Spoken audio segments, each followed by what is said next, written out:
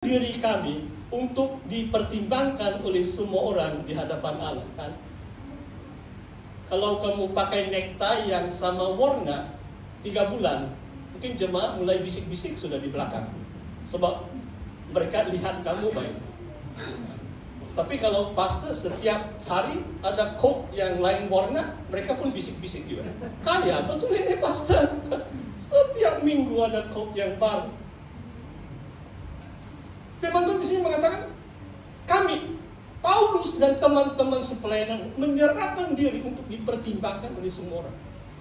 Tiada yang tersembunyi di dalam terang.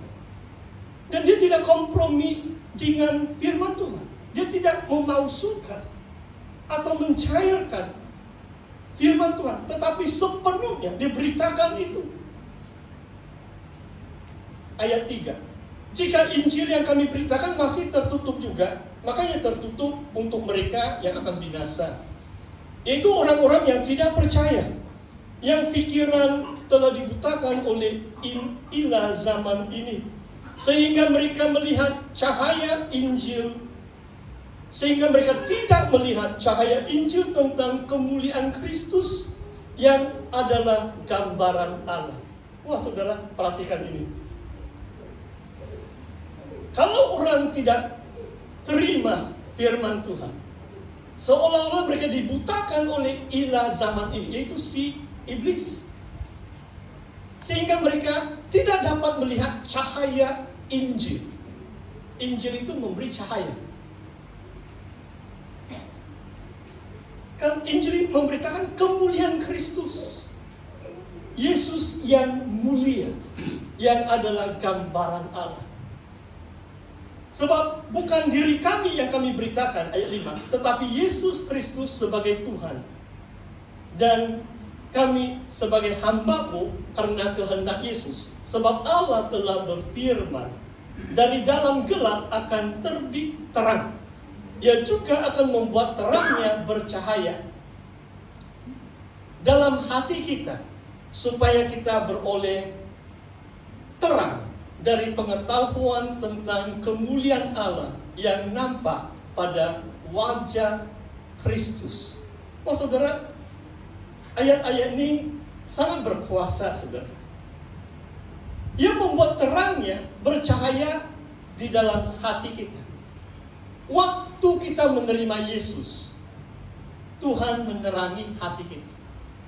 Hati kita yang dahulu kala gelap, yang mati dalam pelanggaran dosa, tiba-tiba hati kita diterangi. Kita mulai menaruh percaya kepada Yesus. Terang itu memberi pengetahuan tentang kemuliaan Allah yang nampak pada wajah Kristus. Kalau fahaman orang Kristen, kadang-kadang yang sebelah atau macam-macam kritikan terhadap orang Kristen adalah macam Allah itu sana, Mesias itu sana. Bagaimana kata Paulus? Kemuliaan Tuhan itu hanya nampak pada wajah Kristus. Kristus adalah gambaran Allah. Christ is the image of God. Terang dari pengetahuan tentang kemuliaan Allah itu nampak pada wajah Kristus. Dalam Injil Yohanes, murid-murid Yesus diwakili oleh Filipus bertanya, tunjukkan kepada kami Bapa. Kata kepada Yesus. Dan apa jawaban Yesus? Sekian lama kamu, Anda, telah bersama dengan aku. Kamu masih belum mengenal aku, kata Yesus. Siapa yang melihat aku telah melihat Bapa. Sebab Bapa itu ada di dalam Kristus. Anak itu ada di dalam Bapa, Bapa itu ada di dalam Anak. Tidak ada Allah kecuali di dalam Yesus Kristus. Haleluya. Firman yang bersama-sama dengan Allah. Yohanes 1 ayat 1. Firman itu adalah Allah. Haleluya. Bila hati kita mulai diterangi, kita menaruh percaya, kita tahu itu. Ada pengetahuan tentang kemuliaan Tuhan. Dari saat itu kita melekat dengan Tuhan. Kita percaya, kita berpaut kepada Yesus Kristus. Karena hanya di dalam Yesus, melalui wajah Kristus, kemuliaan Allah itu nampak. Saudara, saya mengajak kita kembali kepada Yohanes. Masih dalam tema terang yang bercahaya di dalam kegelapan. Mari kita lihat Yohanes bab yang ketiga, Injil Yohanes. Saya bacakan tadi lagu yang kita nyanyikan itu. Saya baca dari ayat 19, mari kita lihat. Barang siapa percaya, Yohanes 3 ayat 18. Barang siapa percaya kepadanya, ia tidak akan dihukum. Barang siapa tidak percaya, ia telah berada di bawah hukuman, sebab ia tidak percaya dalam nama Anak Tunggal Allah. Dan inilah hukuman itu, terang telah datang ke dalam dunia. Yohanes 1, terang itu sedang datang. Coming, or is coming. Itu macam participle kalau dalam bahasa Yunani itu. Di sini mengatakan terang itu telah datang ke dalam dunia, tetapi manusia lebih menyukai kegelapan daripada terang. Sebab perbuatan mereka itu jahat. Sekarang macam arti sebenarnya terang dan kegelapan. Kegelapan itu melambangkan perbuatan yang jahat. Terang itu datang ke dalam dunia. Kalau manusia itu mau percaya kepada Yesus, mereka tidak akan terus melakukan perbuatan yang jahat. Hati mereka diterangi, mereka bertobat. Kenapa, saudara? Sebab manusia lebih menyukai kegelapan daripada terang. Sebab perbuatan mereka itu jahat. Saudara, di antara juga satu teologi Yohanes adalah kadang-kadang hanya dalam Injil Yohanes memberi, kalau dalam bahasa Inggris, psychoanalysis. Yohanes saja yang betul-betul bicara tentang apa yang berlaku dalam hati manusia. Kalau Injil-Injil yang lain dramatik, banyak mukjizat Yesus, tapi Yohanes dia memberi satu pengertian yang lebih dalam. Kalau bahasa Cina katakan Qi, lebih deep, lebih dalam. Itu Injil Yohanes. Di sini mengatakan, kenapa orang menolak terang, menolak Yesus? Sebab mereka lebih menyukai perbuatan mereka yang jahat. Saya beri contoh. Ada seorang teman saya, seorang businessman. Sekian lama dia mengaku dia Kristen. Kemudian dia cerita saya, sebab dia businessman. Banyak pelanggan dia dari tempat yang lain, negara yang lain. Malam ini saya malu sebut nama negara itu. Nanti kamu pikir yang buruk tentang negara-negara itu. Tapi dia beritahu untuk terus menjaga hati pelanggan dia, yang orang kaya-kaya lah, manajer ke bos-bos dari negara-negara asing. Dia akan bawa mereka untuk macam pesta pora. Bukan saja karaoke.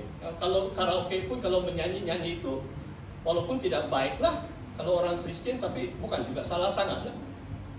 Tapi tanpa saya tanya, dia beritahu mereka akan melakukan yang lebih jahat.